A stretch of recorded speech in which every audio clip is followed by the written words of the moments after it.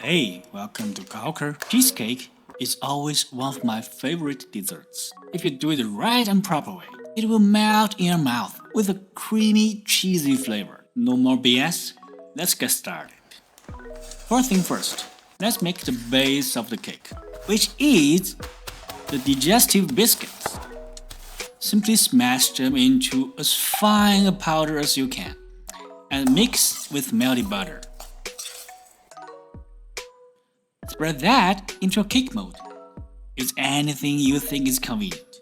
Doesn't have to be a bottle like this. Take the mold to the fridge and let it set. Then let's make the actual cake.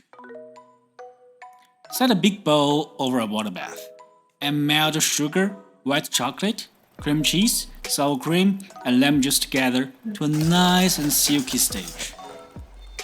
Turn off the heat and beat in one egg. Just one, not too much.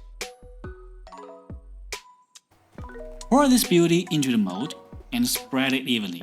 Gently tap it. Bake the cheesecake for 30 minutes. Make sure to let it chill overnight in the fridge. Trust me, you don't want taste when it's hot.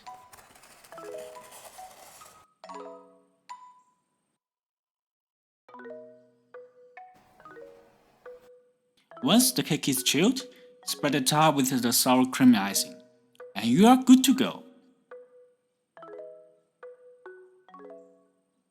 It's the strawberry season in my area, so I decorated mine with some strawberries and mint.